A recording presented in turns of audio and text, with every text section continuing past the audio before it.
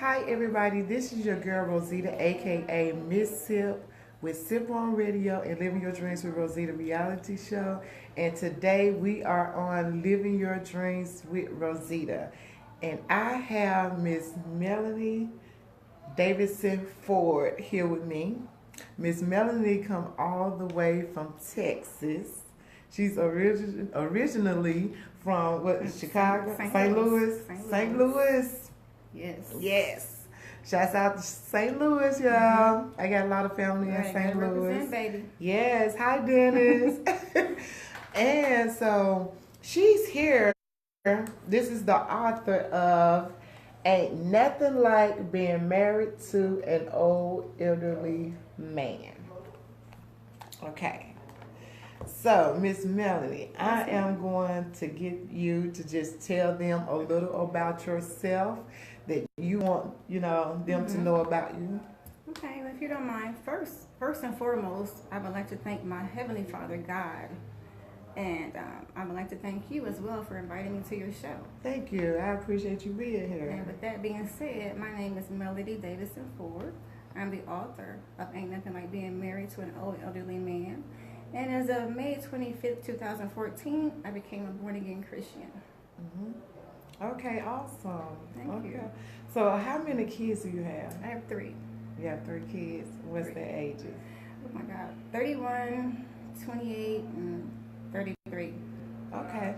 So what inspired you to write this book? When I tell you I was pissed off, You gotta talk up a little bit. I was really pissed off. Well, I'm not gonna say all of us, but some of us have sugar mamas and sugar daddies. Well, I had a sugar daddy, baby, and let me tell you, my sugar daddy wasn't all that sweet. Okay, so I had to write this for whomever would like. They're like, well, I'm gonna get me somebody older. That way they can take care of me. I ain't gotta work no more. Do this and do that. But that's not true, baby.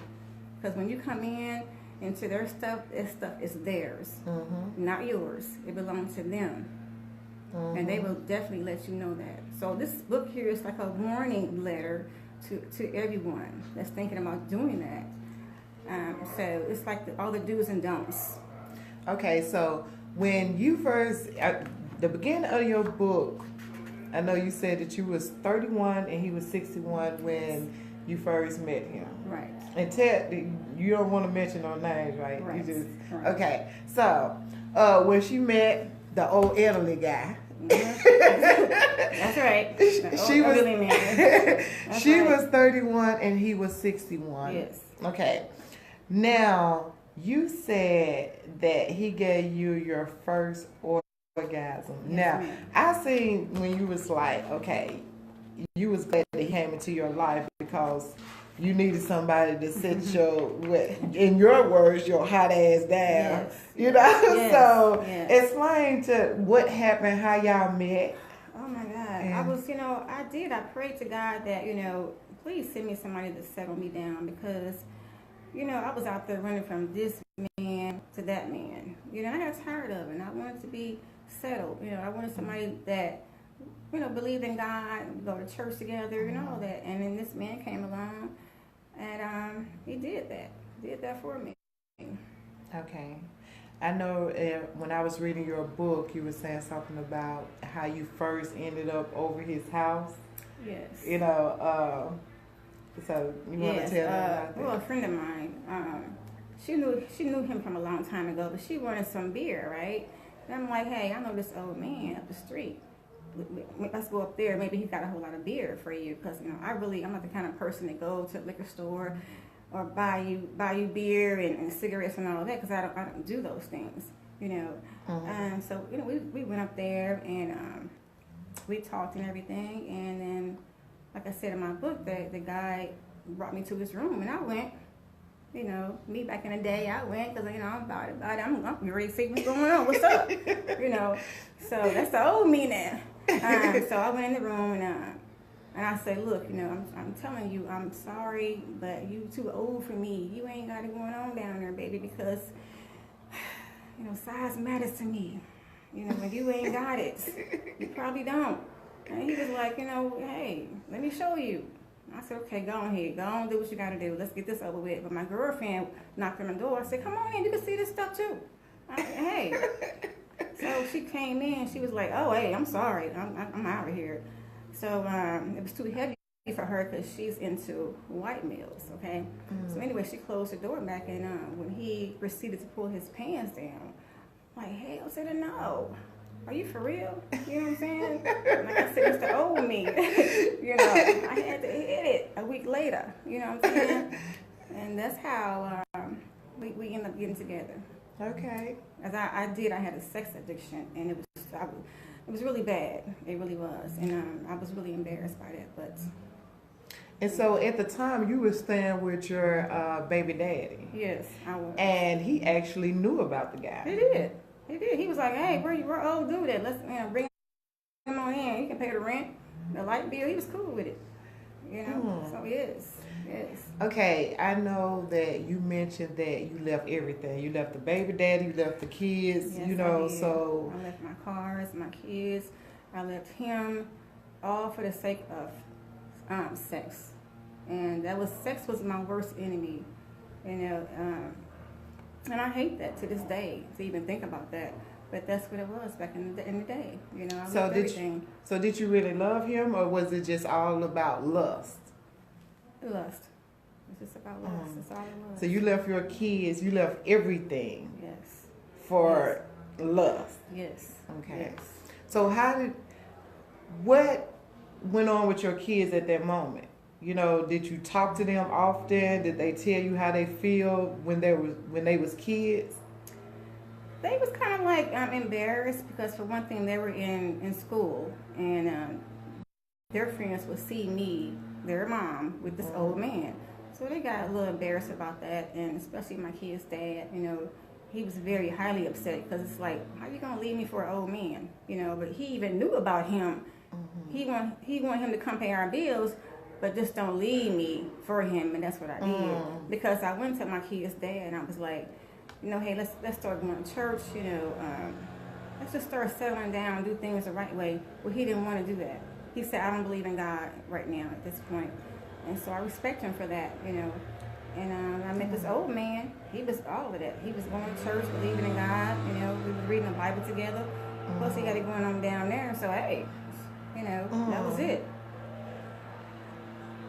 Okay. So,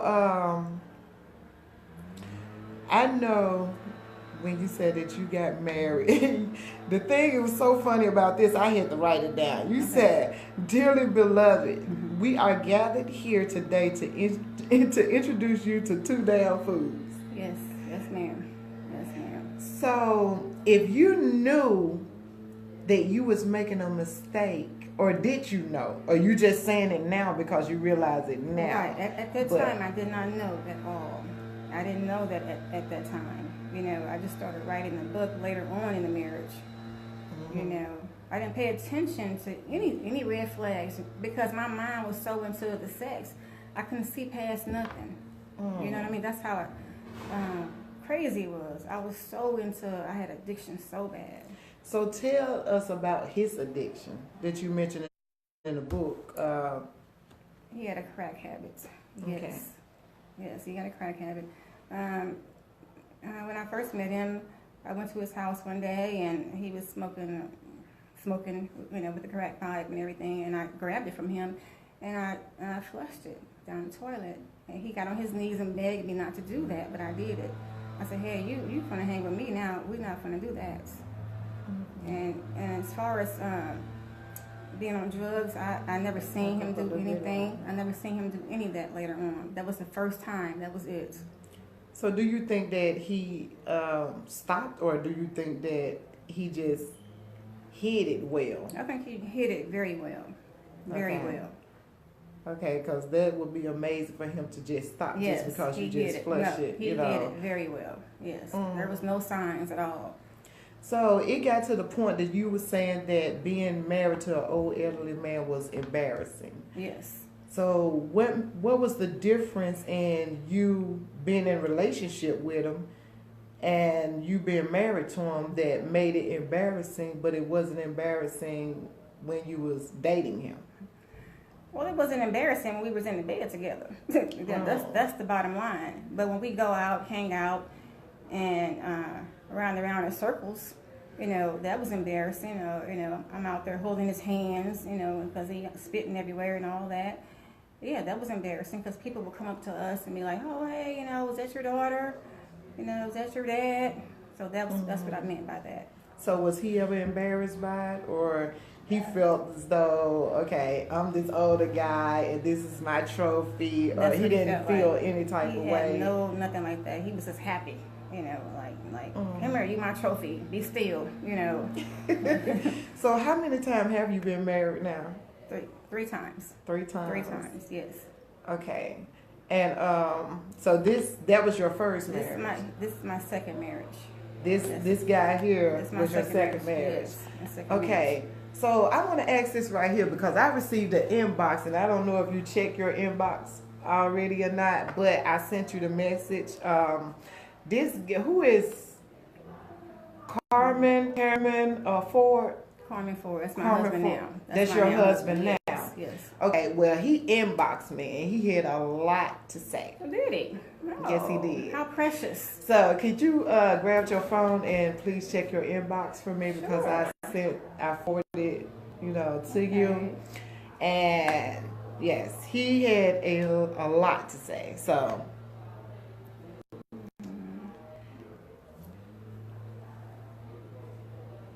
right now she's checking her inbox for her now husband, with Carmen Ford. Yes. He have inboxed me, and he said that he warned her not to release that book, and nothing like being married to an old elderly man. And he, like I said, he had a lot to say. He called her spoiled. He said her past husband called her the B word on his deathbed. Basically, he said the guy had money before he met you, but you drained all this money, basically. So not true. I invited him to come, come live on the show with us, but he declined. So you check it. I checked it. And I read it. It's hard to bring it up, but yes. Carmen, hey, honey. I'm glad that you inboxed my promoter here. Yes. But anyway, I read the text, and I'm sorry that you feel that way. But no, my husband then didn't have money. My first husband had the money. Okay. A lot of people think that I married my second husband because of money, but no, sir. And you know that too. My first husband had the money, and I only married my second husband for sex, and you know that as well. Just like I married you for sex only, and you know that too as well. So, please come on in and join us, honey, and be involved. So he was saying something about he's a Christian, and he was hurt by you, and he's going to basically heal one day. Right. Right. So, how do you feel? How are you two in your marriage today? Did you know that he felt this way when you came to Atlanta, or are y'all on a good terms? Because he said a lot of things. I mean, he had like whole paragraphs. Yes, he did have a lot. So, as usual. He knew we were separated right now, still legally married, and I am in Texas with my daughter on the couch. That's right, on the couch, and I am at peace, mind you. Sometimes you got to give up some stuff to be at peace, because I left my ex, and I'm at peace. Yes, ma'am. And they, yes, ma'am. regardless of how much he tried to get me back with him and stuff. Yes, ma'am. I ain't got time for that. Right. So a hater. My husband now, to me, is a hater. He's very jealous. He want to beat somebody's ass all the time. So he used to beat on you.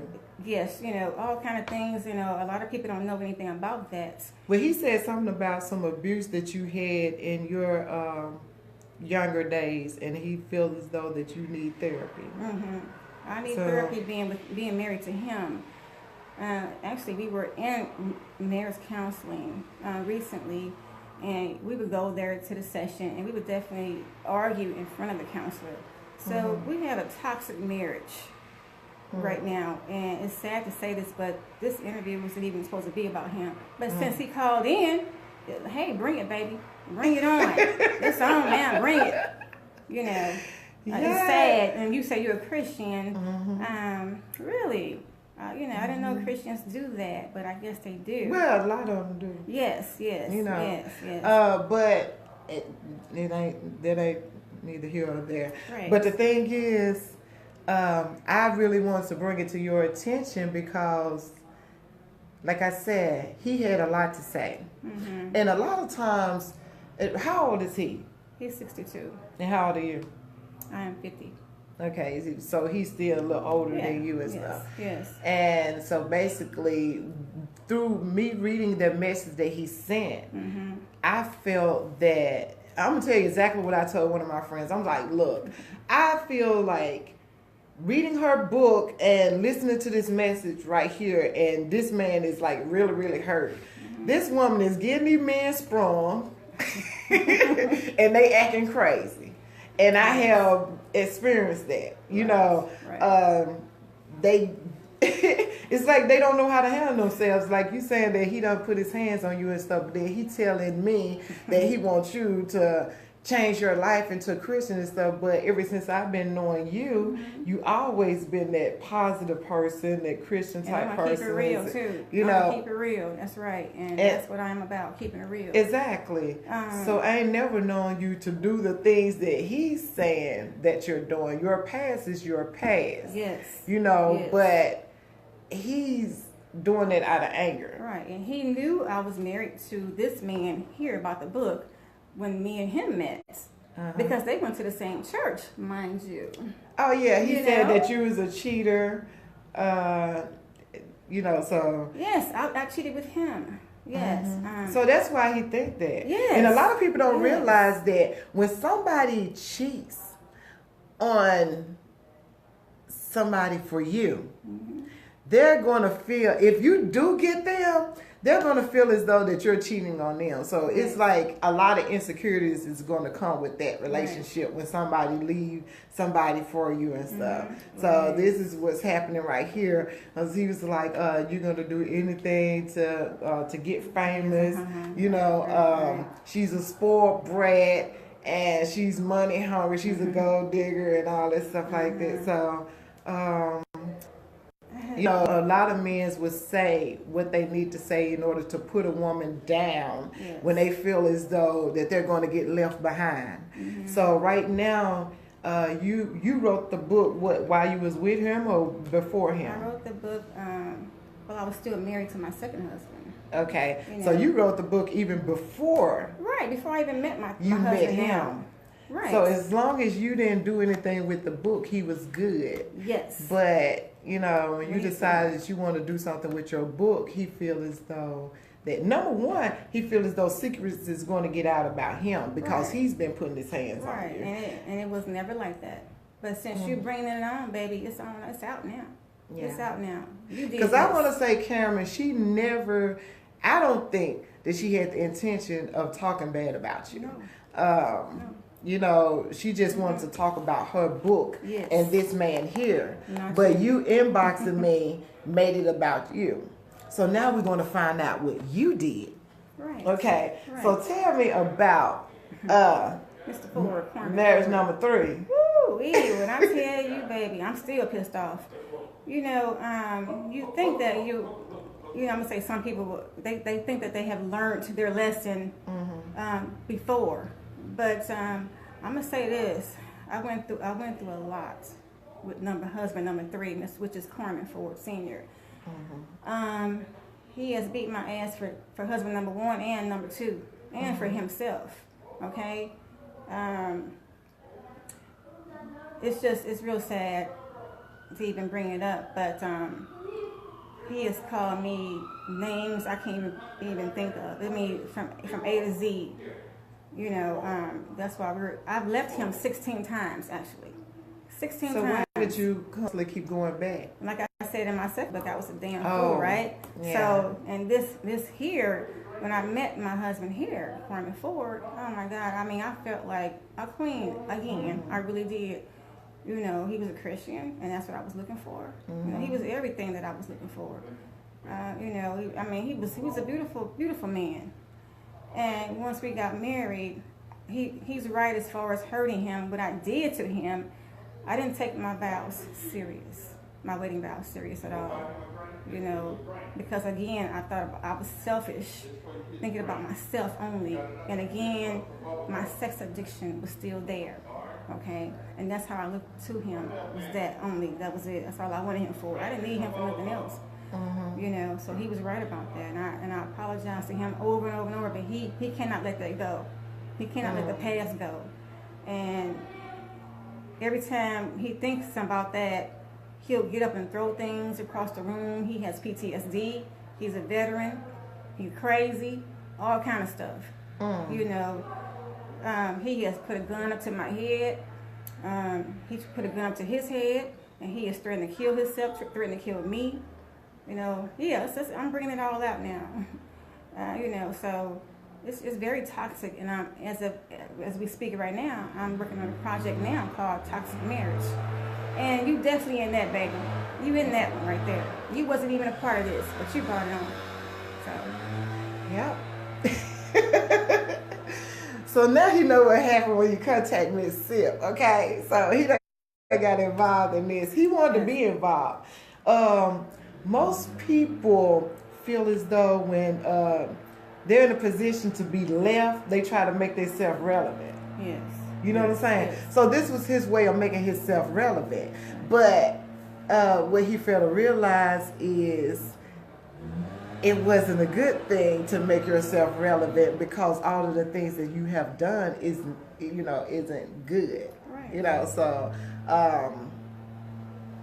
so now you church man, you know, Right. church man, Born Mr. again Ford, you don't let your secret out the bag by trying to down Miss Melanie. And I asked you to come on my show so you can tell your side of the story. And you still have the opportunity to come on my show at any time that you wish to tell your story. You know, since you said, well, in the message, there are 3 sides to every story. So in order for a person to say there's 3 sides, they must know they're not telling the whole truth themselves. You know what I'm saying? Because a person that is telling the truth is going to say, okay, look, there's the truth and there's a lie, and I'm telling the truth. A person that is going to tell half of the truth is going to say there's 3 sides to every story. You know, so therefore they know that they're not telling the whole thing, Exactly. or they know that they are lying. Right. I'm not calling you a liar, Mr. Ford, but therefore if you had something to really say, then you could have came on the show and just said what you had to say, like you had like a lot to say in that inbox. You know, so now you said that you have a movie that you're going to do, Toxic Marriage. Yes. Yes, I'm in the middle of the movie right now. And my editor, Mr. Tavares, I'm going to meet with him this Thursday out in Marietta, Georgia, him and his wife. Okay. And that's another thing. My husband is very jealous. He don't like me talking to any male, anybody. Can't have any Facebook friends that are males, but he can. Yeah, he told me, he said, if you got a husband, keep her away from him because she gonna cheat. Baby. No. Right, that's the old me. You know, that's how I got you, remember? That's how I got you. You know. Oh my God. But I'm not the old Melody no more. And he knows that. I'm not that Melody anymore. And I'm so happy that God has renewed my mind. Okay, so you say you had a sex addiction. Yes, ma'am. Yes, ma'am. How do you feel now, the age that you are now, the stuff that you went through? Do you still have that addiction? Because I love sex. You know what I'm saying? I'm 44, and I still love it. And it's just simple as that, you know. So it didn't go away. I mean, I don't have it as strong like I used to have it. In other words, I've been away from my husband about 6 months. before, you know, the husband I have now. And I have not dated anyone. I haven't even had a desire for sex. I don't have time for that no more. Yes, sex is a beautiful thing, but I'm dedicated to one man now, and that's Mr. Corman for Senior. You know, he don't believe that because of my past, and that's okay. But only God knows that, you know. So let me ask you this right here. Do you think that y'all could actually fix your marriage even though he have put a gun to your head and a gun to his head threatening to kill you and himself and have beaten you? Do you really feel that that can be fixed? You know, God can change anything and anybody, you know, and that's why I've been going back to him back and forth at least 16 times, thinking that he's going to get better, things going to get better, you know, he's going to change, I'm going to change, I'm going to get better. 16 times 16 throughout, times. how many 16 years? times, you know, within 5 years. 5 years. Within 5 years, I've times left y'all him separated. 16 times. And again, because when I do leave him, I start missing him. You know, I want him, and this marriage here, I dedicated 100% my whole life to him, to this man. So are you missing him because you're not having sex with anyone? Yes, ma'am. Yes, ma'am. I'm not having sex with anybody. No. So it's still that sex addiction. The sex is still there. It's not, but I'm not addicted to it. Like I have to have like it. when you was young, like, okay, well, yeah. shoot, he ain't like doing if that. he ain't so here, I'm I'm gonna going somebody go else. Somebody it ain't else. like that. Okay. It ain't like that. Okay. Anymore, you know, so and I'm happy about that. Let him tell it, please. You know, I'm doing him and everybody else. And it's Yeah, because like in that. his message, he's like very, I can Watch tell, your man. very You better watch your man. insecure. No, you better watch you. She should watch you. You should watch him putting that gun up to you. Yes. It's simple yes, as man. that. Very You know, serious. and I know he's going to watch this, and I'm just going to tell you the truth. I'm going to tell you the truth from a woman point of view. I'm going to tell you from just being, as I consider you as a friend now, and a person that actually care about you and your well-being and stuff. And I personally, you know, feel as though anytime somebody put a gun to your head, a gun to their head and stuff, that me, I wouldn't be looking to get back with them. You know, yeah, I might care about them, but it's some people in their graves right now just because they cared about somebody and didn't want to leave them alone. Right. You're right. You know, so you need to really think about that, you know, because this man have some issues. And I know some people that's going to say, okay, well, Rosita, why you bold to say, you already know. I'm going to say what I got to say. And it's simple as that. You know, I'm not worried about it. This man has some issues. And if he's the Christian that he's claiming to be in the inbox and stuff, then he needs to get himself checked out, you know, because before he hurt himself or he hurt you. Right. And you did the right thing by getting away from that situation. And I'm going to tell you a better thing to do is to stay away from it. Because 5 years and you done left him 16 times and ain't nothing changed. And if he really wanted that marriage and he was really for you and really wanted to support you and look out for you and be there, you know, and really love you, then he would have shown by really supporting you and not inboxing a total stranger to him, inboxing me to put you down. Right. You're right. I mean, this man really, really put you down in those messages that he sent me. Now, to me, that's lunatic style. Yes. You see what I'm saying? Right. And what you have told me, that's lunatic style. You're right.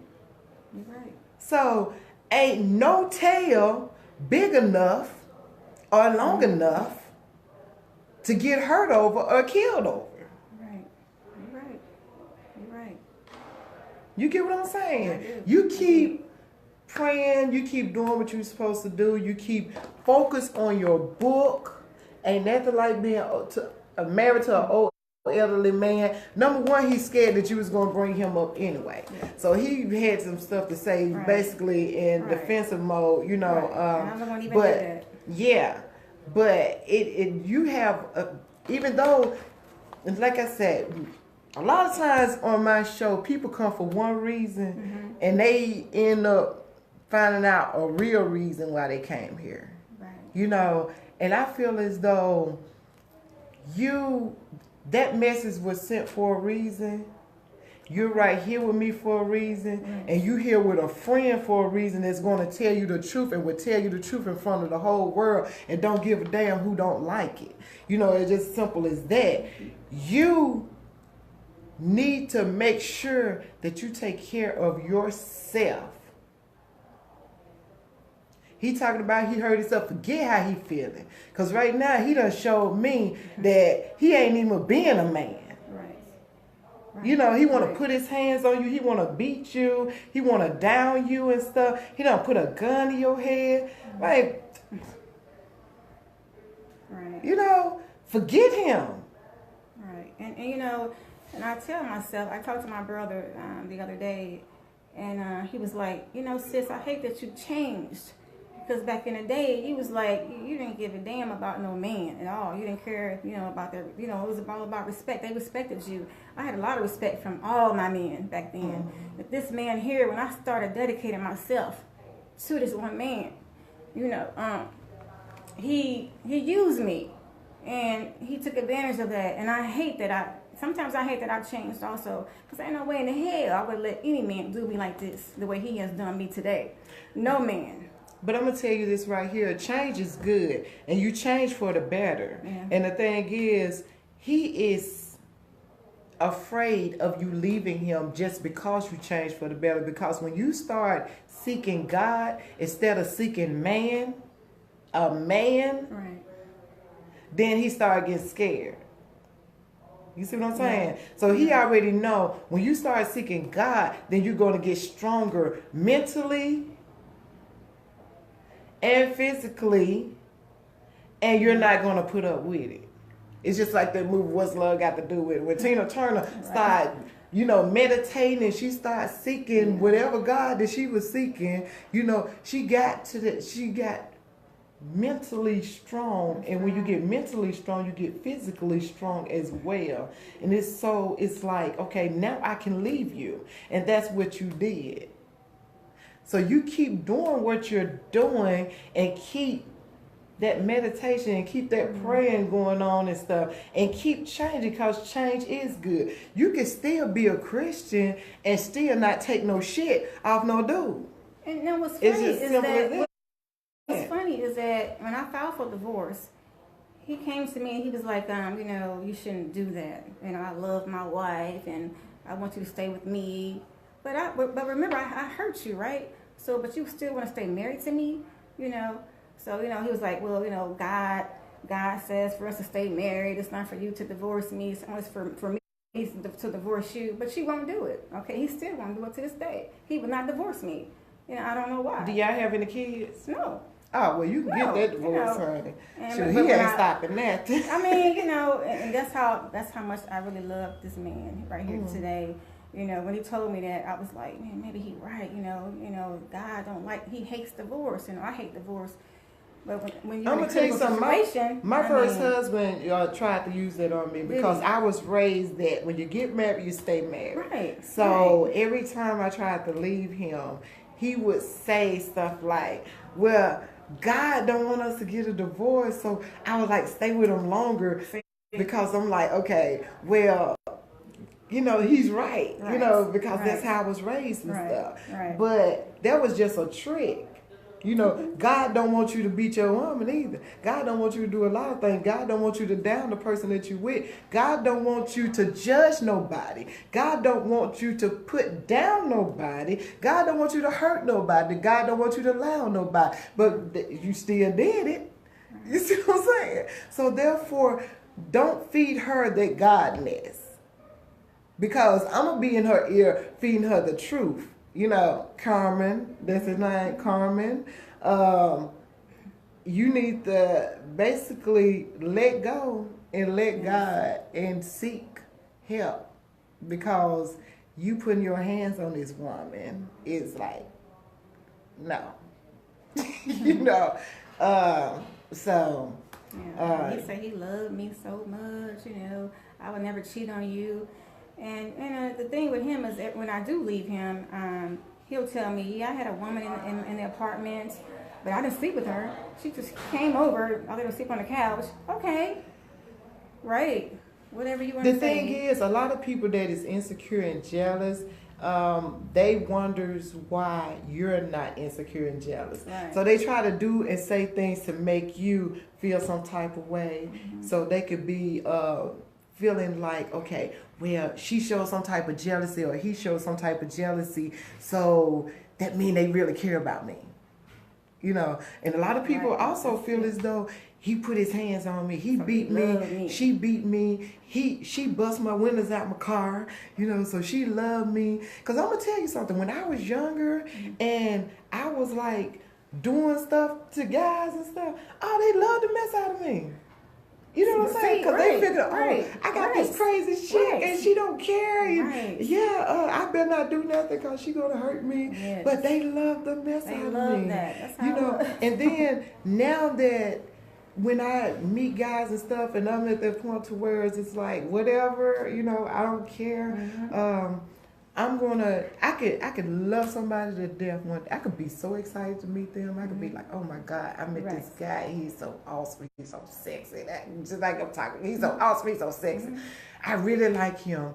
And 2 days later, after he done did some stuff or whatever he done did, any type of signs that I see that somebody else done did, I cut that mess short quick. I be like, I'm sorry, but this is not working out. This is not going to work out.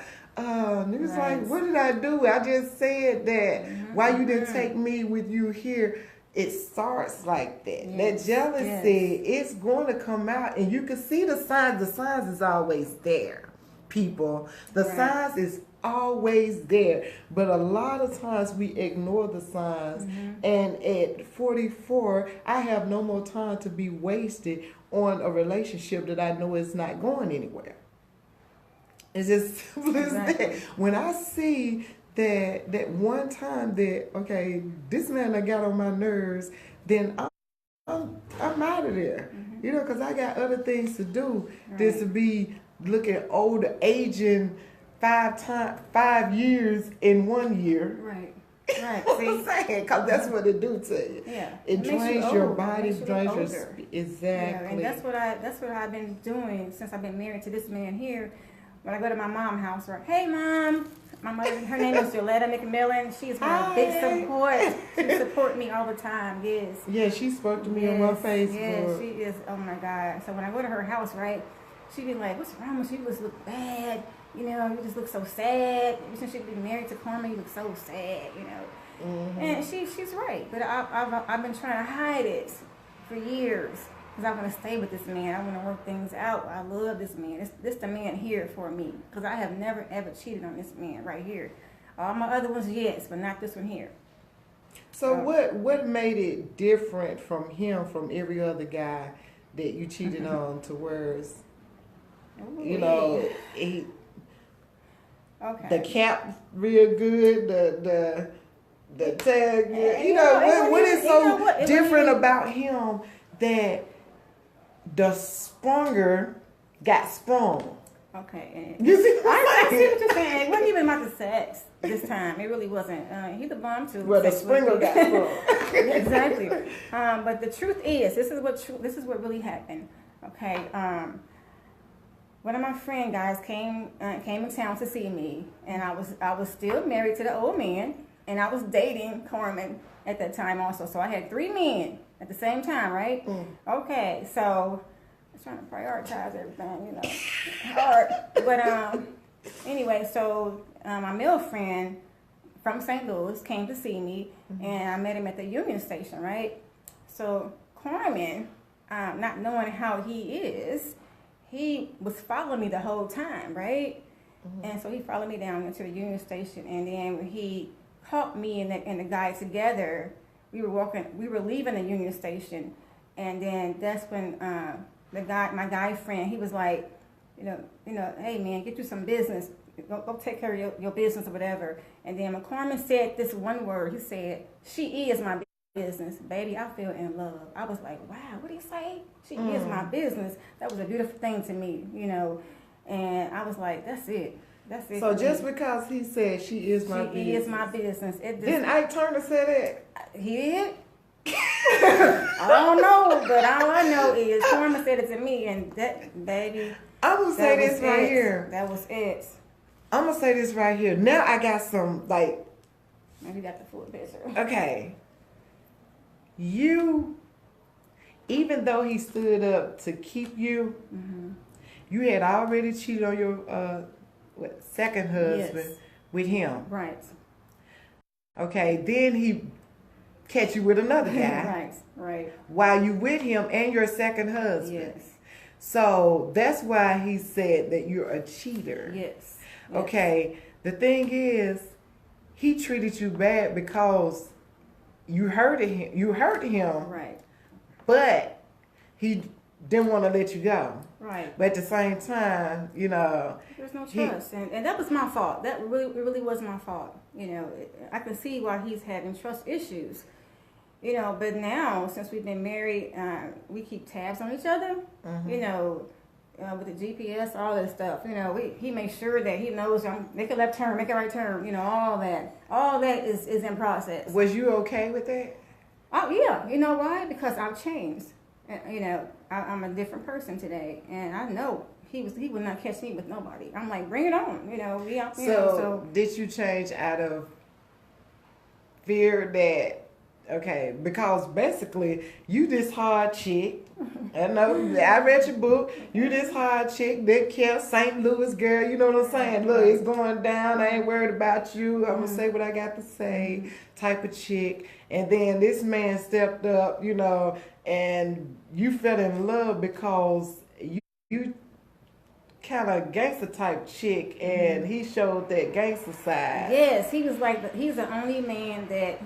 In other words, I met my challenge when I got with him. He was like, "Oh, you ain't gonna treat me the way you treat them."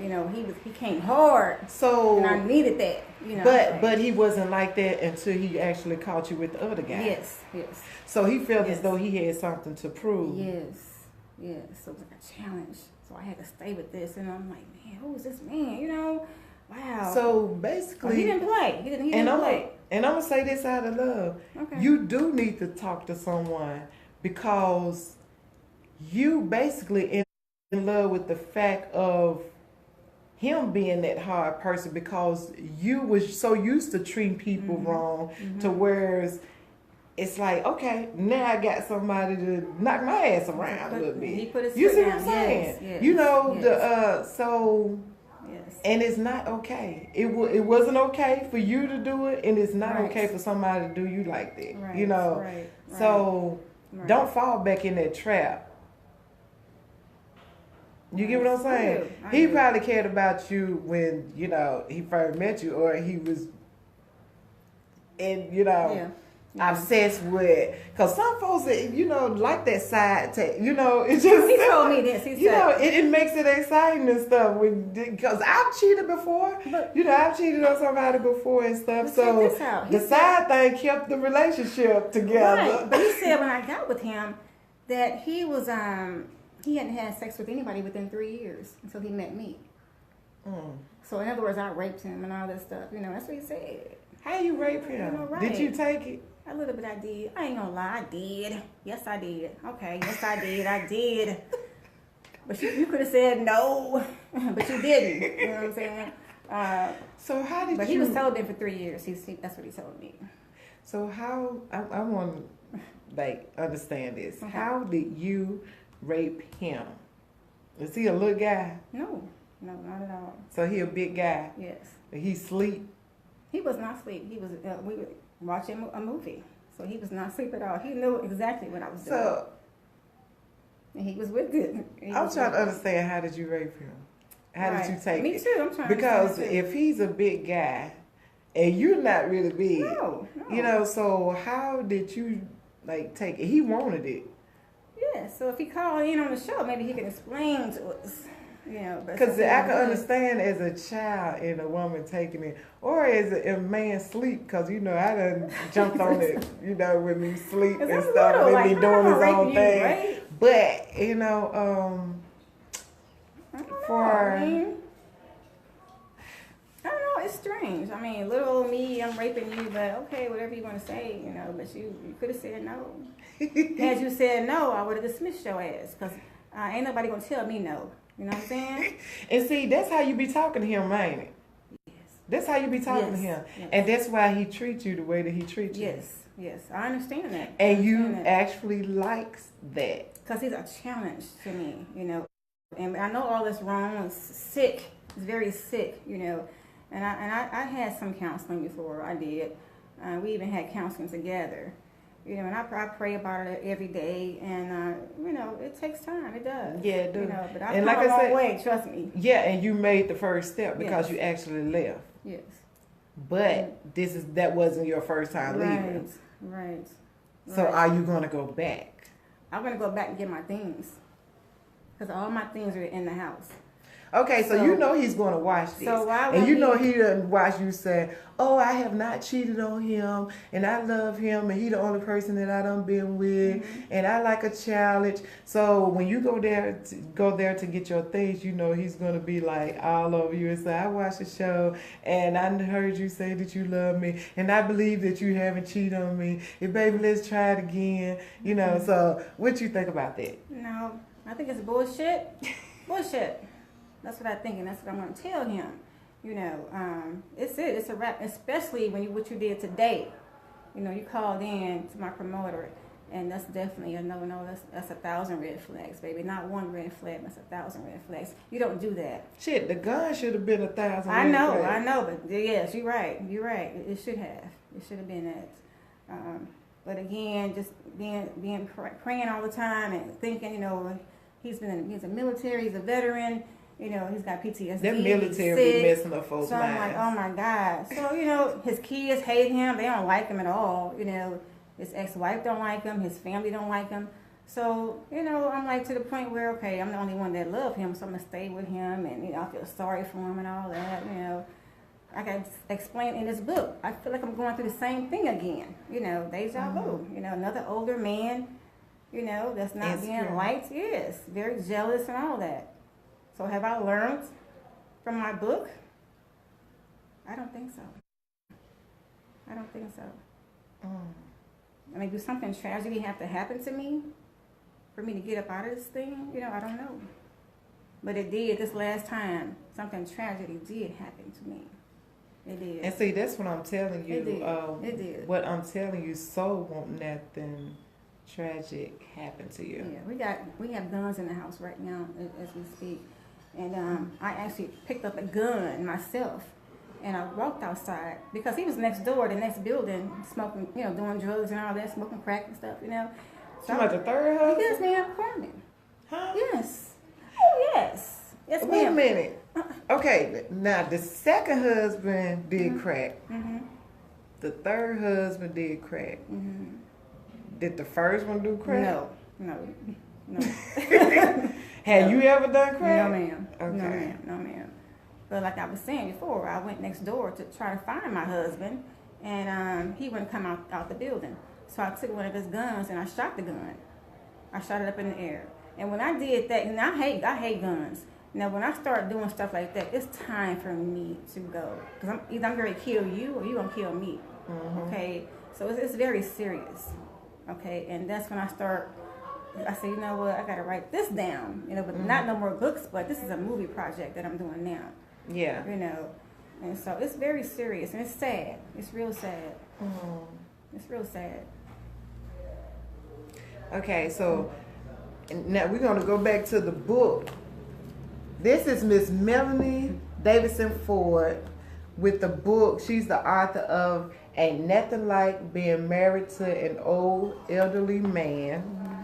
And I know in this book, okay, on page 21 you said he don't want to take you anywhere. He just was driving in circles. Yes. Tell me about that. Again, he called me his trophy. You know, he was a very, very jealous man also. If he did take me somewhere out of the city, people looking, men looking at me, he hated that. He didn't want nobody looking at me. I couldn't even sit outside on the porch, without him coming on the porch and like, are you waiting for somebody to come pick you up or what you doing, So, in other words, so when we go together, it's always driving in the same circle all the time, over and over and over, around the block, That's just how he was with me. And I got dizzy. I got tired of it. And what about his house? You were saying that at the age that he was, his house wasn't paid for. You didn't find out that he was sick until you actually married him. Right. And then now you got to take care of him. Yes. So you this young girl that married this old dude. Yes. And you is stuck with the responsibility of taking care of him because he's now on his dying bed and on all this medication that she did not know nothing about. Nothing. And he was about to lose his house. Yes. And you had to take care of all of that while he's on his sick bed. Yes. How did you feel about that? Oh my God.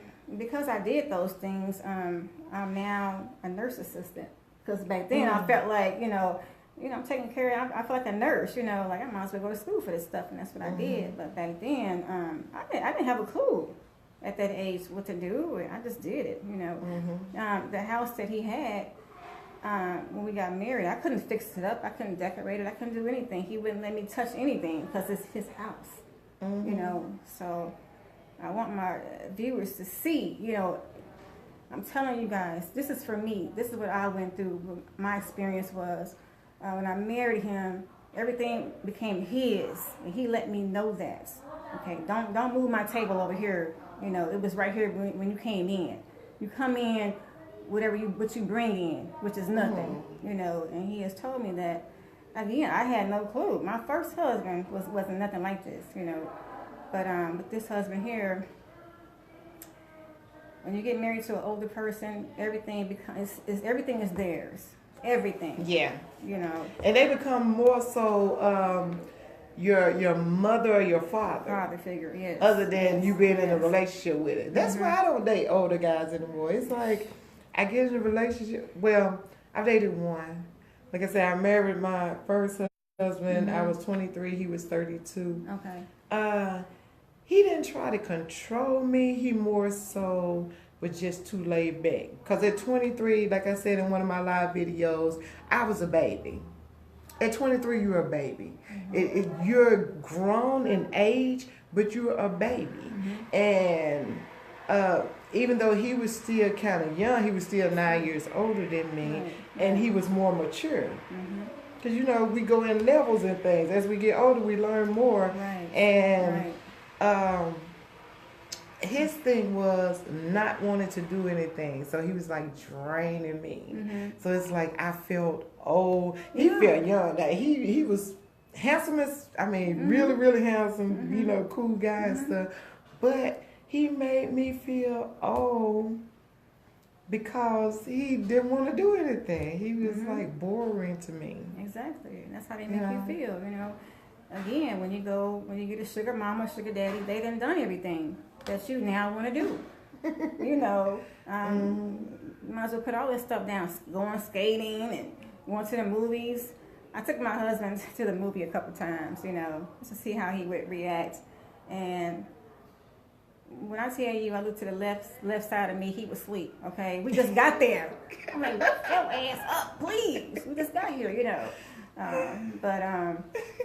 and it happened again over and over. So I got tired of that, and I'm like, I did not realize that he had already done all those things, And so you have to understand that they're not gonna do what you want to do now.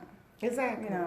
Exactly. And who is that sad that they don't dance to the same music and they don't laugh at the same jokes? When somebody is older than the other person, it's like they're on two different levels. Right. I was always mature growing up and as a young person, but that doesn't mean that I needed to be with an old dude. You know, I just supposed to have been with a mature guy that was around my age. Yes. You know, Yes. I didn't want to be no old guy. You know, they made me unhappy while I was making them happy. Right. They That's got the how it young was. tail. They got, The you young, know, beautiful lady, yeah, they got the so- trophy that they want to show Yes. off and stuff like that. So you making them feel good and stuff, but then they draining your spirit. Oh my God. You know, they don't even realize it. I start dressing old, like an old lady and everything. I gotta give a shout out to my kids too, Angel. Hey Angel, Tasha and Jeremy. Angel. You know, Tasha and Jeremy. they would come over and tell me, Mom, you look old. You got on long dresses and everything. You just look different now. You know, I used to keep my hair up all looking nice, man. I just start fading away. You know, start losing a lot of weight and all that. So you got on a little top now. So when you were with your husband, you couldn't wear that. No, even this husband I have now, he don't even, you know, if I could stand up right now and show Go you on and something, stand you up know and what I'm show saying? him. But, cause he hate that.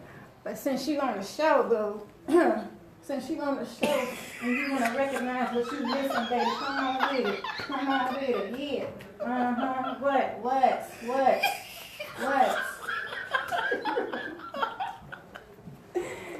So now, for the divorce, go on and get with it. Y'all know it be going down. Don't live your dreams with Rosita, honey. Right. She got that stomach out. Sure, looking good, girl. Texas, howdy.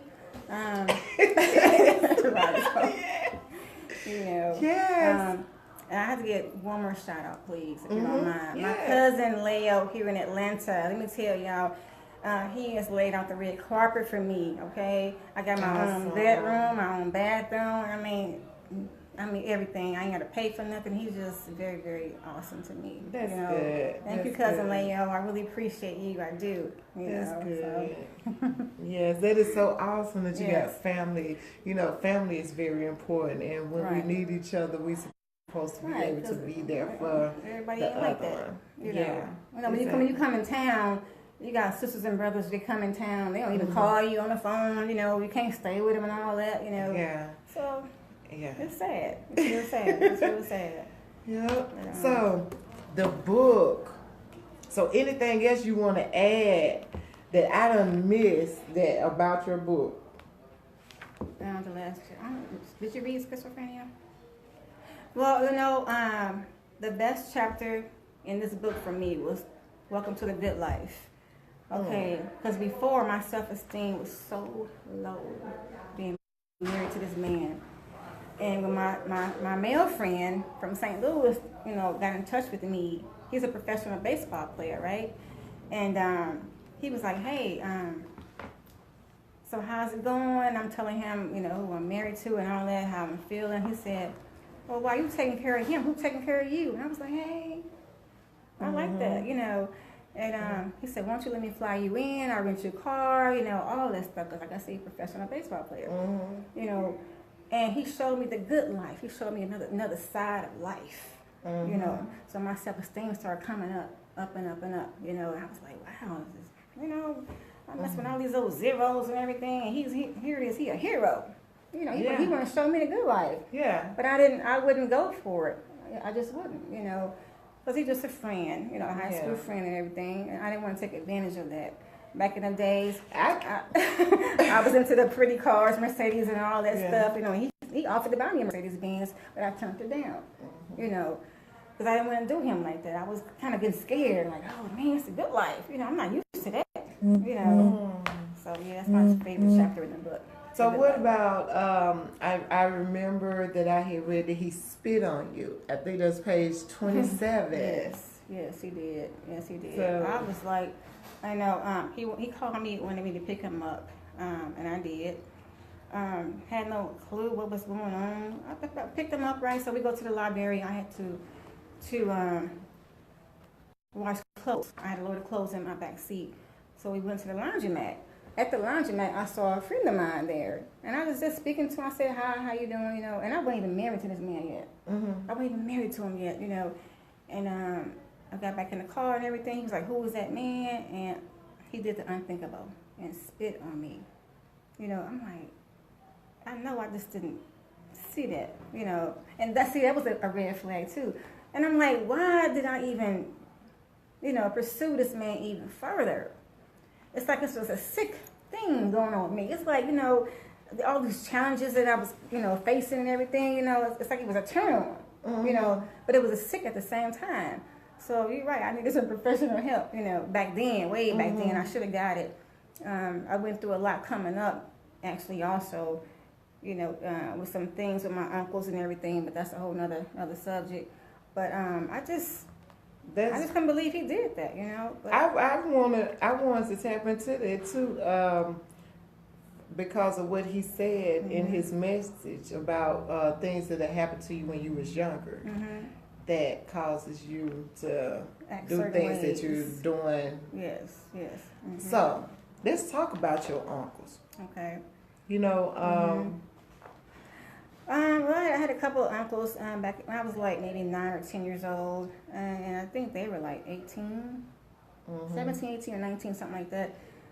They would come over and, you know, just hug me all tight and do little sexual things. But at 9 years old, you don't really think anything of that. You know something is not right, but I didn't tell anybody until I got a little older. You know, I didn't pay no attention, not realizing later on in life it had affected me, and it did. It affected me mentally, you know. And I see them to this day, and it's like it's out of my mind. Like you were saying, my husband should get away from the past. Well, that's what I did with my past. You know, my uncles. I forgot about the past. I won't even talk about it because it is what it is. It's the past. You know, so it don't bother me anymore. When you got older, did you ever tell anybody about it? I did. I told my brother and my dad actually. Yes. And you know, so what nothing was happens. Nothing. And I told my aunties nothing happened. You know, nothing. So again, I left it alone. I didn't go see a counselor about it. I just put it in my past. You know. So did that make you feel any type of way? You know, for mentally, because you have reached out to those that you feel as though would be concerned about somebody hurting you, and basically no one cared. Right. I think I started having a hatred for men. I really did. At one point, I started having a hatred for men when I was talking to this one guy, and I'm telling you, I'm the kind of person that don't buy a man nothing. Back in the days, I wouldn't buy you nothing. You a man, I ain't buy you nothing. But this particular man, I did. Took my credit card out, you know, because I had the money to do all those things. Bought him everything, all kind of stuff, you know, clothes, everything, and he didn't want it. You know, and I was like, man, you know what? You know, I didn't like that. I didn't like that at all. So from then on, I wouldn't buy a man nothing. I had hatred for men, period. And so to me, I'm not sure if that affected me from my uncles. If that's where it came from, I don't know. I don't think about it because that's the past. Because I can see my uncle today and I won't even have a flashback. I will not. It's all blocked. You know, it's like God forgives us and He forget about our past. That's what I have done. You know. Hi, Nuru. Nuru is coming in. She just said she just getting off work. And she was asking what was the topic. Okay, Nuru, we're talking about her book, Ain't Nothing Like Being Married to an Old Elderly Man. So basically we have covered most of the book. Yes. You know, and we had a surprise person to come up this morning. Her husband now inboxed me. Her husband that she's married to now inboxed me and basically had a lot of choice words about her. I mean, he really, really, really put her down. And so I invited him onto the show, but he declined. So we covered that as well because in reality, I guess he thought that, you know, she was coming on the show to try to put him down, but she was actually coming on the show just to promote her book. But We done talked about him putting a gun to her head. We done talked about him putting a gun to his own head and beating on her, his insecurities, his jealousy and all that stuff like that, controlling issues. So that's what we've been covering. And now we're talking about basically something that he had said in the message was what happened to her childhood that has her the way that she, was and stuff. So we was just talking about that. And that was first her uncles touched on her and stuff when she was younger. Right. So that might have a lot to do with the sexual addiction that you had, Right. Yeah. So you said something about you felt as though your the old guy was gay. Yes.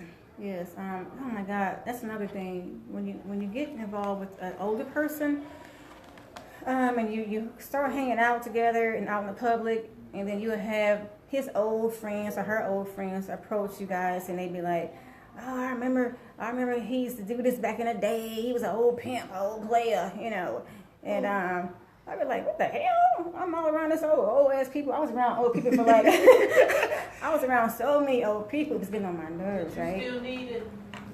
And, Okay.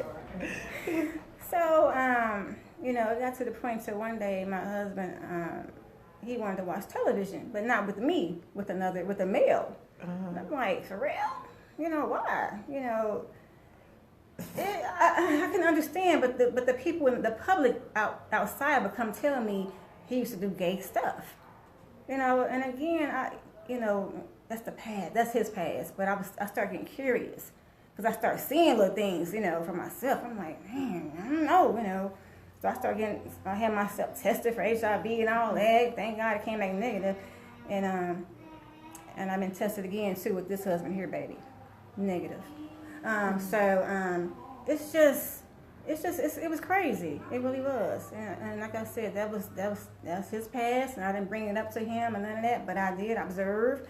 Mm-hmm. I even got to the point to where I hired a private investigator to look for me to make sure that he wasn't doing no gay stuff, And I didn't find anything on him, and nothing at all. And that's what that was. Oh, okay. So, okay. So, remember we were talking about the sprung thing? Right. I see it right here in your book now. Could I be sprung, or do I feel sorry for my husband? Right.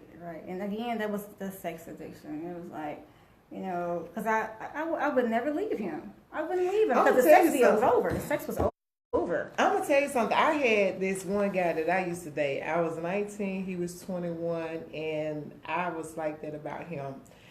I did not care what that man did. It was like I wasn't going nowhere. Right. I was so crazy about him. I wrapped my leg around him while I was sleeping. So if he moved, I knew. And you can't really explain it. But I wasn't that crazy that I didn't cheat too. Now he was a cheater. He was a cheater. Okay. But he didn't know I was. Okay. So yeah.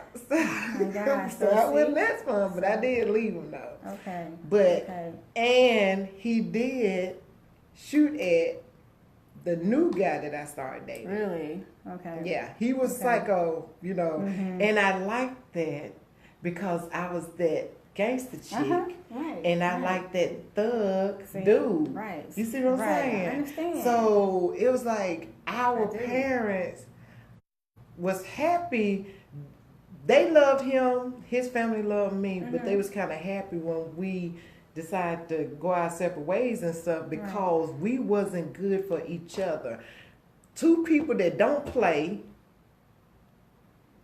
Police stayed looking for us, all type of stuff. Because we was like Bonnie and Clyde. We was Bonnie and Clyde type thing, but we wasn't good for each other. I mean, really, because we probably would have killed somebody was going to get hurt, So, but I know how it is to be just so sprung on somebody to where and like I said, that gangster chick. But you know, eventually, and I still like the thug guy. I still like the thug guy, but I like undercover thug now. I like the guy that's the preppy type dude, that business type, but don't mind getting in somebody's ass if it provoked. You need to be, you know. I don't like no scared dude because I'm gonna stand there and fight and stuff. So I don't need no dude running. You know? But at some time we had to grow up from that, and you still like that thug dude. The one I was crazy about, he just contacted me the other day. Wow. And I was 19. I was 21 when we actually broke up. Wow. And we stayed friends now. But he just contacted me the other day, and I mean, I was flat foot crazy about him. God. But I would be a damn fool, just like your book said. Just like your book said, all the way through here. I would be a damn fool if I got back with him, because I do not believe that he would have changed. Really? We used to go at it. Yeah, we used to go at it. So, and I do not believe that he had changed. But that's like my partner. That's my that's my buddy. You see what I'm saying? But we can hang around each other. But I do not want to end up dead. I do not want to end up in jail for killing him. So it's best that we don't be together. Right. And that's the same situation that you got with that thug that you got right now. Thug Christian. You see what I'm saying? Yes. You know, that's basically, that's what it is. Yeah. It is what it is. Mine went to church every Sunday too. We went to church faithfully, and we fought all through the week. Wow. And fought other people. Like I said, police used to be looking for her, but shoot, so. But the thing is, it is what it is. Yeah. You know, sometimes you gotta let go when something is not good for you. Yeah. And I done been in that situation. I just left somebody that's psycho. You know, he couldn't whoop me when, you know, he was psycho. Right. But when you know somebody would go to the extreme to keep you or not lose you or something, it's not good. It's not good. It's not good at all. That stuff might be good. I'm gonna tell you. Oh, what was that comedian said? You want to get I ain't telling you to feed your addiction.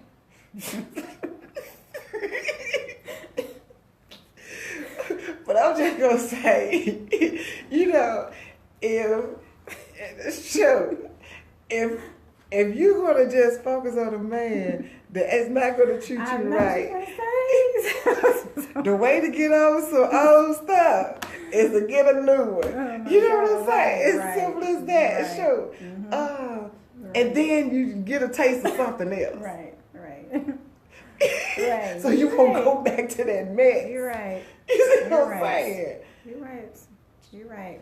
And I know folks gonna be like, oh, Rosita, why Rosita say that? Yeah, I said it. It is what it is. All of y'all getting some, whether you telling it or not. Exactly. You see what I'm saying? All of y'all get some. So don't act like you don't. We grown. We grown ass women sitting right here. Right. And you, the way to get over heels is to get some more. Yeah.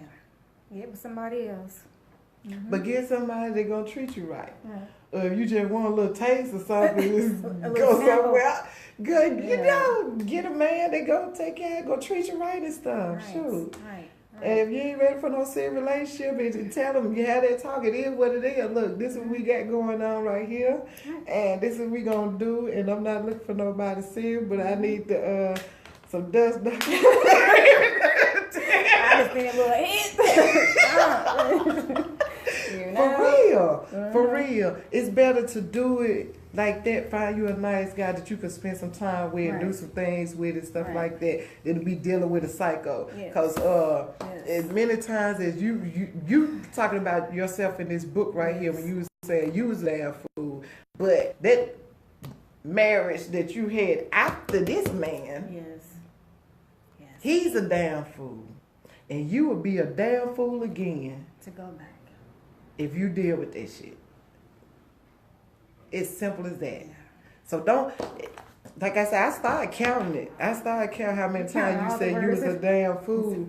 I started counting. You said I was a damn fool. You said on number 6. I was a damn fool when I left the kids in the car. You said I was a damn fool on page number 11. You said 2 damn fools getting married. Page 12, trusted, treated like royalty. Page 14, everything changed after marriage. Page 15, you mentioned I was a damn fool twice because you left your house to live with him. Page 15 again, to clean his house. Page 27, he spit on you. Page 28, you married him anyway. And then it goes on and on and on. And I would have got finished reading the rest of it, but I've been on the set of a movie and stuff. But shoot, that's enough right there. You done said I was a damn fool. That's 1, 2, 3, 4, 5, 6, 7, 8, 9. That's 10 times right there, just for page 28. You see what I'm saying? Yes. So you don't want to be no damn fool all your life. Yes. And as much as you love God and as much as you want to do right, that still ain't got nothing to do with if you're going to be a damn fool or not. You see what I'm saying? Because it's a lot of folks that's Christians and stuff, and yeah, they want to do right, and they feel as though, oh, I'm a Christian, so I can't leave this man because God don't want me to be sleeping with somebody else and jumping from man to man. But God don't want you to be miserable and in a relationship with somebody that don't know how to treat you. Or somebody putting their hands on you. God don't want that either. So if you got to find you somebody else, do it. God wants you to be happy. And how you know if somebody's going to be, if they that person for you or not, if you don't even try to talk to them, or you don't try to go out with them, or you don't try to deal with them. Right, and I have not. You got to communicate with people in order to know if they're going to make you happy or not. It ain't going to just fall out the sky and fall through your house and in your lap. That's true. You see what I'm saying? You never know. But at the same time, I damn sure wouldn't be sitting there waiting on somebody that have put the gun to my head and put a gun to his head talking about him killing himself and him killing me and him beating on me and stuff. I damn sure wouldn't be sitting there waiting on him to change. How old is fool? 62. He's 62. He ain't finna change. You gonna be old as I finna say old as shit. Old as hell. You gonna be old as hell. Yes. Wait for this man to change to treat you right. It is what it is. He done showed you who he is. Especially today, calling in on the show. Especially today, talking to a total stranger, telling me about you. She called me about 4 times back to back. Okay. The thing is, if somebody show you that they're not going to treat you right, it is what it is. You know, I done went through that phase to where you in love with a person and you feel as though that you don't want to leave them and all that stuff. I done did that, been there, done that, over it. You get what I'm saying? Now it's at the point to where at the age that we are, we have no time to convince somebody that we should be treated right. Nobody out there has time to convince anybody that you should be treated right. As simple as that. If they show you their ass, they are ass. Ass is ass. It's as simple as that. You know? You don't sit there and try to make them a better person than you know that they are. It is what it is. This man with a gun in your head. This man with a gun to his head. That's some psycho type mess. You know? There's no reason that you should be even sitting there thinking about, is it going to work out later? No. Hell no. Hell no. No. It's not going to work. Right. You see what I'm saying? It's not going to serious. Right. Calling a show like that? Oh, wow. No, it's not going to work. Crazy. You don't, no. I'm telling you that right now. No.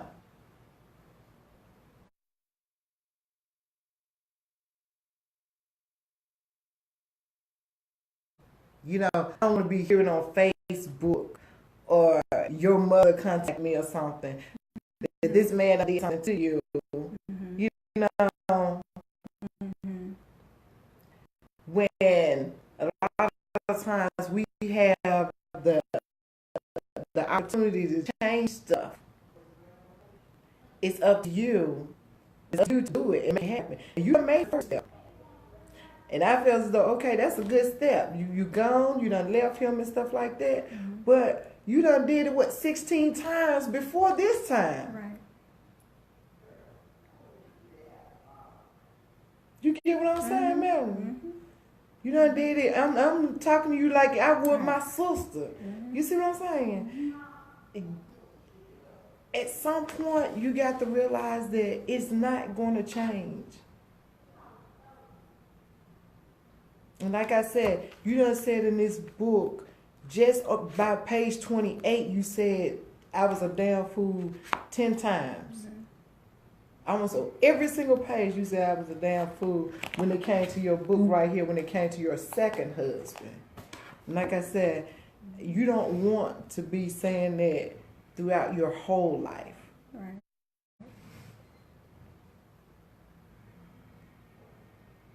Mm-hmm. You know, You got a lot of talent. This book right here, I'm telling you, oh my God, this book is so good. This book is so good. Y'all really, really, really need to go out and get this book. This book is really, really good. And I can't wait for you to do your movie. You know what I'm saying? Because I'm knowing it's going to be good because you say what's on your mind and you don't sugarcoat nothing. Yeah. It is what it is. Let me see. He said the video sound keep going on.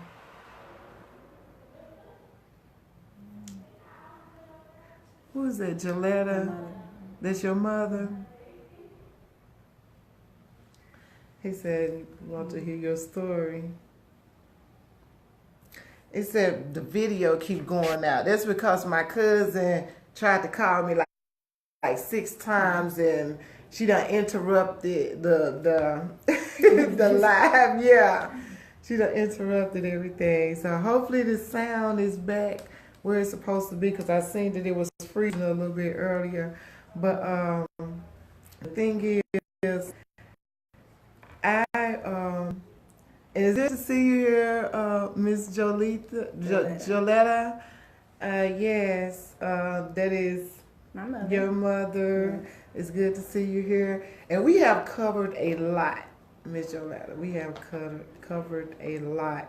But right now, this is my part to where if y'all don't watch my shows, you already know when it's something deep like this and somebody done went through something, then I go deeper. Yes. You know, if she's thinking that she coming on my show to just get interviewed about her book is awesome. You know, and like I said, people need to read it, you know, for real. I enjoyed every single page because if not, was laughing. I'm like, oh my God, oh, you know. But this is bigger than this book right here. Mm-hmm. And when somebody come on my show, I try to find what is bigger than what they just want to talk about. Right. What is going on in their life they haven't focused on or haven't touched on. I had a big surprise when I came in, you know, out of nowhere. Yeah. So I had a special guest. Yeah, she had a special guest. Her husband, he inboxed me to basically tell me all type of things about her, that she was a spoiled brat and she get with men for money, and you know, he's heartbroken and he's going to heal one day from being heartbroken. He really, just really put her down and made her seem like this awful person, but in reality, he never told the side of the story to where he's beating on her and putting gun to her head and putting gun to his head, like he's going to kill himself if she leave him and all this stuff like that. So he's not telling that part of the story. But, you know, so we're tackling this because she's really in love with this man. And I'm letting her know that it's not good for you. It's not good for you. If you saying right today that if you was with him right now, you wouldn't even be able to wear that shirt that you got on right now. That's control. That's insecurity. You know, don't no woman need to live like that. Spend their life like with somebody, or no man need to spend their life with somebody that they is so insecure that it's all about you can't wear this, you can't do this, you can't go to that place, you can't talk to nobody, and they're gonna beat you and put a gun in your head and stuff. You know, and I want you to leave here thinking about what I said. You know what I'm saying? There's no reason to even think about it if you're going to go back or not. We don't want your books to be on the shelf and then the sequel is she done got killed by her third husband that was insecure and jealous. You see what I'm saying? You don't want somebody to be writing a story about you or writing a movie, doing a movie about you in your life. You want to be here to be able to tell the stuff, and you done went, like you said, you changing your life for the better. You done changed your life, all that other stuff that's out the window, that's gone. You this better person, you in church and stuff. You just want one man, you want to focus on one man. Well, God is going to have that man for you. But I'm going to tell you something, and that's dealing with everybody. You know, everything that we go through in life is for a reason. Everything. The stuff that you went through in life for a reason, and it's for this reason to help other people's. It's for your movie that you're going to come out with that I'm knowing without a shadow of a doubt that it's going to touch and help a lot of people. Because one thing about it, what comes from the heart touches the heart. And the stuff, a lot of things that we go through, we have to go through it because we are a chosen one. And therefore, in order for God to put you out there as that vessel, as that angel that you're supposed to be on earth, you have to experience certain things and stuff. So you can look at somebody else and say, look, I know how you feel. I've been through that. So you can write your poems. So you can write your books. And this for everybody. So you can write your poems. So you can write your books. So you can write your movies. You get what I'm saying? And touch other people. The people that is not strong enough to get through it. There's people out there that don't know how to get away from it. You strong as I don't know what, because you ain't got no problem leaving. Your problem is you want to go back. It's people that's not even strong enough to leave. I didn't know that. I did not know that. It's a lot of people that want to leave I didn't know that. and feel like they can't. You get what I'm saying? You strong because you can leave. You be like, hey, I'm out of here. Now you might go back.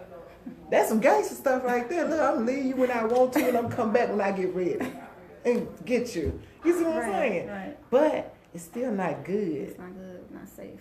It's not safe. You get what I'm So saying? in other words, you're saying I'm playing with Russian roulette. Exactly. That's With what a it is. psycho. Right. So how did you get out of your situation? Was it hard, easy, difficult? I got away from him. I did like you. Everything I just left. Just left. But then he came around, like I said, when I introduced him to the new guy, shoot, he went and got my gun out the dresser and started chasing dude down the street, shooting at him. You know, but I knew that, okay, he a damn fool and I'm a damn fool. Two damn fools, somebody gonna be dead. And if we don't want it to be no innocent person because neither one of us was scared to die. You get what I'm saying? So, and we had to get away from each other before somebody else that was innocent. That's how I felt. Okay. I don't know how he felt. Yeah. But before somebody innocent got hurt, because I was so crazy about him that I would have messed up somebody over him. He was so crazy about me, he'd have messed up somebody over me, and then we was damn fools together. Got it. So, Got it. and it wasn't healthy. It's not, good at all. Because I'm like, this dude gonna kill my ass, I'm gonna kill him. For real. So, that little gangster chick that's still in you, you see what I'm saying? And like I said, I know you changing and stuff, but you still got because I still got my gangster chick in me, but still be gangster to the point to where you know what you want, you still ain't gonna take no mess, but you can still do good with it. Other than going through some mess that's unnecessary because somebody trying to prove a point and you trying to prove a point that you can deal with it. Right. And you still got that addiction of being around it.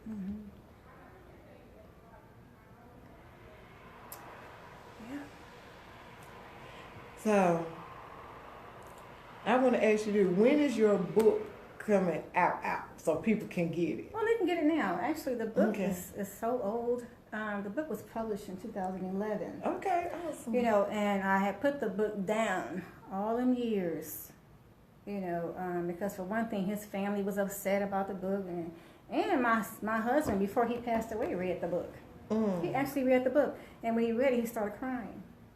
And he was like, I did all these things to you, But he took the book and threw it in the fireplace, but he read the book, And like I said, by me changing, I put the book down all those years. I didn't want to pick it up at all anymore.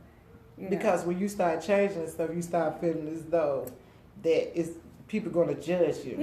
Yeah. Because when you in the world doing worldly things and you got that I don't give a damn attitude, it is what it is. Right. That's what it is. Right. That's like, the I don't worldly. care. I wrote worldly. it. That's what I want you to know. You did it. I did it. Right. But when you start changing, like, okay, to God, now it's like, okay, should I say this? Or should I take that out? Or should I not say this? Because I'm telling you guys something. On the way here to the show, I prayed, okay? But I had a feeling something was going to happen. And it did. It did, which was my husband calling in on the show. My mind was telling me, just go on the show. I had to go back into my worldly state of mind, and bring everything out. I brought it all out, That's what what is somebody dead or something? What's going on? Okay, now we're back. Okay. I don't know. Yes, I got a surprise in my life when I walked into the show when they said my husband called in and said what he said. And in my mind, I'm thinking, oh, my husband loved me, that's no love. You called here to downgrade me, to try to embarrass me, but really what happened was you embarrassed yourself, okay? So thank you for doing that, because you made the show very exciting, very, very exciting, so. Sip on a taste of everything. You really look like that. So, thank you again for doing that, Okay, so where can they get your book? Barnes & Noble and Amazon. The book was published in 2011. Like I said, I put it down for all of the years. They still can purchase it to this day. It's real cheap now. Do you have one with you because the security guard want one? I do have one with me now. Yeah. Yes, I do. Yes, I do. Okay. She can have that one. Yes, okay. I do. Yes, you see the artwork on the cover. Yes, I love this artwork. I had a Mexican guy do it for me. And the highway is actually St. Louis Highway 55. He surprised me with that. I didn't even know that. And this is really my Jaguar, and that's really my husband at that time truck. He had a red pickup truck. So he surprised me with this artwork, and I was like, I used to carry a briefcase all the time, really, So Nice. that's how I came in with my husband like that, with the Jaguar, you know. So Yeah. no, I didn't marry him for his money. He Yeah. probably married me for my money, okay?